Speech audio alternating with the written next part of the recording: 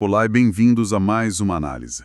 Hoje a gente vai mergulhar num texto que, olha, à primeira vista parece uma das coisas mais assim estranhas e específicas da antiguidade. Ah, com certeza. As leis sobre a lepra, lá do livro de Levítico, capítulo 13. E para nos guiar, a gente está com os comentários de duas bíblias de estudo ótimas, a Holman e a NAA, que ajudam a clarear um pouco esses versos. Sim, elas dão um contexto fundamental. E a nossa missão aqui é tentar decifrar o que essas regras, nossa, incrivelmente detalhadas, realmente significavam.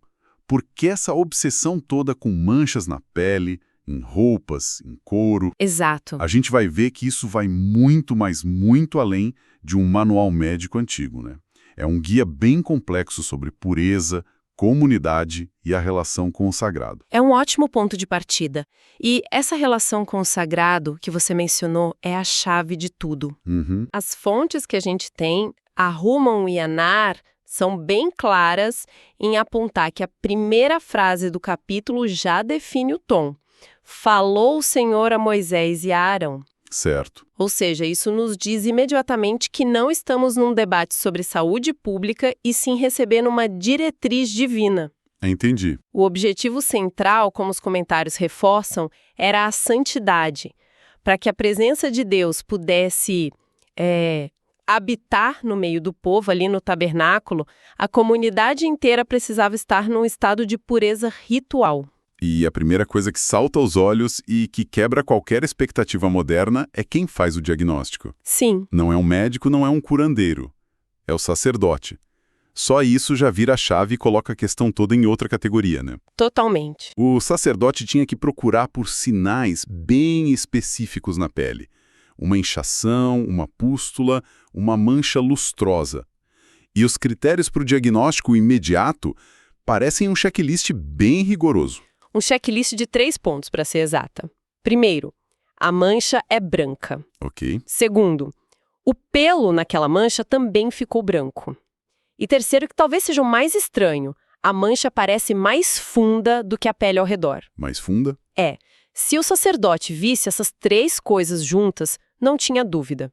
A pessoa era imediatamente declarada impura.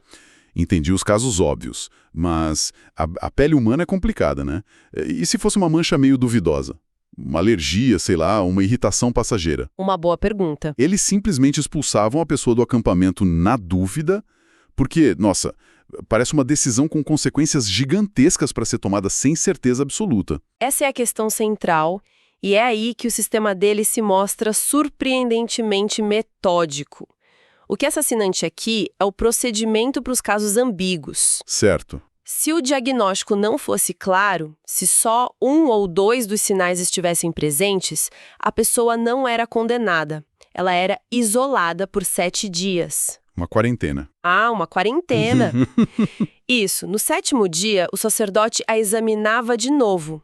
Se a mancha não tivesse se espalhado, se estivesse estagnada, a pessoa poderia ser isolada por mais 7 dias. Entendi. Havia um processo bem cuidadoso para evitar um julgamento precipitado. Então, havia uma margem para observação. Isso muda bastante a percepção de ser um sistema puramente punitivo. Exatamente. Era um sistema de contenção e verificação. E é aqui que os comentários das nossas fontes são cruciais para a gente entender o termo hebraico em questão, Tsarat. Tsarat. Isso. Eles esclarecem que traduzir isso simplesmente como lepra é um pouco enganoso. Não se refere necessariamente à hanseníase como a conhecemos hoje. Ah, então é um termo mais amplo. É um termo guarda-chuva, mais genérico, que cobria uma variedade de doenças de pele. Mas, para eles, o ponto principal era que qualquer uma dessas condições era vista como uma manifestação física de corrupção, uma impureza ritual que ameaçava a santidade da comunidade. Certo, essa distinção é fundamental. Não é sobre a doença em si, mas sobre o que ela representa. Exato. E é aqui que a coisa fica bizarra. Para mim, é o ponto mais contraintuitivo de todo o capítulo. Eu imagino qual seja. O texto diz que se a Tsaraat se espalhasse, cobrisse o corpo inteiro da pessoa, da cabeça aos pés, deixando a pele completamente branca, o sacerdote deveria olhar e declará-la pura. É o paradoxo que deixa todo mundo perplexo na primeira leitura, completamente. A minha primeira reação é pensar, ok, a doença venceu, tomou conta de tudo, não há mais o que fazer, então a pessoa é considerada pura por falta de opção. Ou tem algo mais profundo aí? É uma boa linha de raciocínio. Porque parece desafiar toda a lógica médica e sanitária. A sua intuição sobre não há mais o que fazer toca num ponto importante. Mas a lógica deles era um pouco diferente. Certo. A distinção fundamental e a chave para entender esse paradoxo não era entre saúde e doença, mas entre uma condição ativa e uma condição estabilizada. Ativa versus estabilizada. Isso. A grande preocupação era com feridas abertas, com o que o texto chama de carne viva. Uma doença em progressão, se espalhando, com feridas que não cicatrizam. Era o sinal máximo da impureza ativa, da corrupção em andamento. Ah, então a chave não era a extensão da doença, mas a atividade dela. Exatamente. Quando a pele estava toda branca, por mais que fosse um sinal da doença, não havia mais carne viva. O processo de degeneração, por assim dizer, tinha se completado e se tornado estático. Perfeito. Uma pele uniformemente branca, embora marcada, era vista como uma condição que havia seguido seu curso. A praga não estava mais roendo a pessoa. Entendi. E a prova disso está no versículo seguinte. Se, depois de ser declarada pura, essa pessoa desenvolvesse uma nova ferida, uma nova área de carne viva, ela imediatamente voltava a ser considerada impura. Nossa. A preocupação deles era com o processo de decadência, não com o estado final. Uau. Isso muda tudo. É uma lógica teológica, não médica. Sem dúvida. Entender essa distinção entre puro e impuro é uma coisa. Mas viver as consequências, isso é outra história completamente diferente. O que acontecia na prática com alguém que recebia esse carimbo de impuro? As consequências eram drásticas e, principalmente, públicas. Para todo mundo saber. Exato.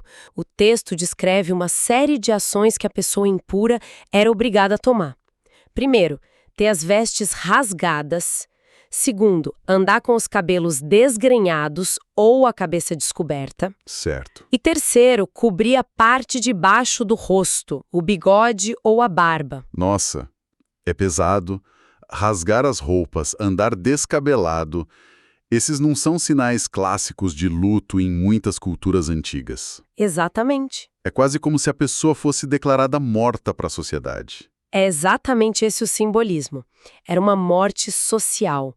A pessoa era excluída do tecido da comunidade. Mas não para por aí. Tinha mais? Tinha mais duas regras. A quarta era que a pessoa deveria gritar impuro, impuro, por onde quer que andasse. Meu Deus. E a quinta e mais definitiva era que ela deveria morar sozinha, fora do acampamento. É difícil ter de imaginar. Ter que gritar a própria exclusão. Funciona como uma sirene humana, né? Um aviso para ninguém chegar perto. É uma violência psicológica tremenda, somada à doença física. E o isolamento era total. Ser expulso do acampamento não significava apenas ficar longe dos amigos e da família. Não. Significava ficar longe do centro da vida, que era o tabernáculo, longe da presença de Deus. A impureza ritual criava uma barreira física e espiritual. Entendi. A integridade e a santidade do acampamento, como um espaço sagrado, precisavam ser protegidas a todo custo. E essa obsessão com a pureza e a contenção era tão intensa que não parava nas pessoas, né? Não mesmo. Pelo que eu vi nas fontes, até um pedaço de pano ou um artefato de couro podia ser diagnosticado com tsaraat. Sim, e o processo é surpreendentemente paralelo. O capítulo descreve como o sacerdote deveria inspecionar roupas de lã, de linho ou qualquer objeto de couro que apresentasse uma mancha esverdeada ou avermelhada. Esverdeada ou avermelhada? Tipo mofo? É a interpretação mais comum, sim. E se essa mancha suspeita aparecesse, o procedimento era o mesmo. Quarentena de 7 dias para o objeto. Uma roupa em quarentena. E depois dos 7 dias, o que acontecia se a mancha no tecido tivesse se espalhado? Não dá para mandar uma túnica morar fora do acampamento. Não, a solução era mais definitiva. Se a mancha tivesse se alastrado, era chamada de lepra roedora, uma praga maligna. O objeto era considerado irremediavelmente corrupto. E aí? A ordem era taxativa. Ele deveria ser queimado no fogo, destruição total. Queimado. Não bastava lavar ou deixar de molho? Não, eles queimavam tudo, não tentavam consertar. O que isso te diz sobre como eles enxergavam essa praga? Não era como uma mancha de barro que se lava. Diz que não era uma sujeira superficial. Era uma corrupção na própria essência do material. Incurável. Exato. A única solução era a erradicação completa para impedir que aquela corrupção se espalhasse para outras coisas e contaminasse o ambiente. É a mesma lógica aplicada às pessoas, mas de forma ainda mais radical. Uhum.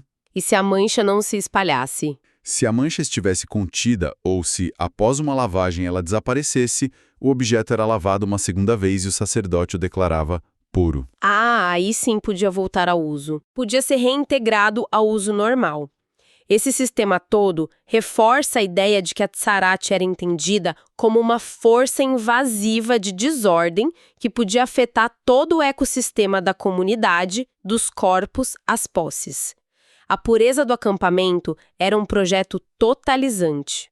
Olhando para o todo, então, o que começa aparecendo um guia de dermatologia bizarro e, assim, implacável da Idade do Bronze, Pois é. se revela um mapa complexo da mentalidade de um povo, um sistema para definir e policiar as fronteiras entre ordem e caos, entre sagrado e profano, Sim, entre o que pertence à comunidade e o que deve ser expulso dela. é a síntese perfeita. O objetivo final era manter um espaço fílico e espiritual ordenado, um microcosmo da ordem divina, onde a presença de Deus pudesse habitar em segurança. Certo. Qualquer coisa que simbolizasse o contrário, decadência, desordem, corrupção, morte em vida, fosse na pele de uma pessoa ou na fibra de um tecido, precisava ser identificada, contida e, se necessário, purgada da comunidade. Uau. Era a manifestação física de um princípio espiritual profundíssimo. E isso nos deixa com uma reflexão final quase inevitável. Uhum. Se a gente aceita que essas regras eram menos sobre doenças específicas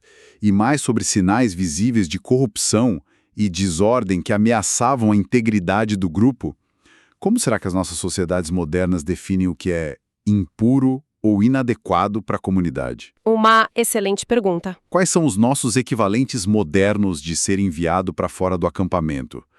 E eles são basados em critérios físicos, morais ou ideológicos? É uma pergunta para se pensar.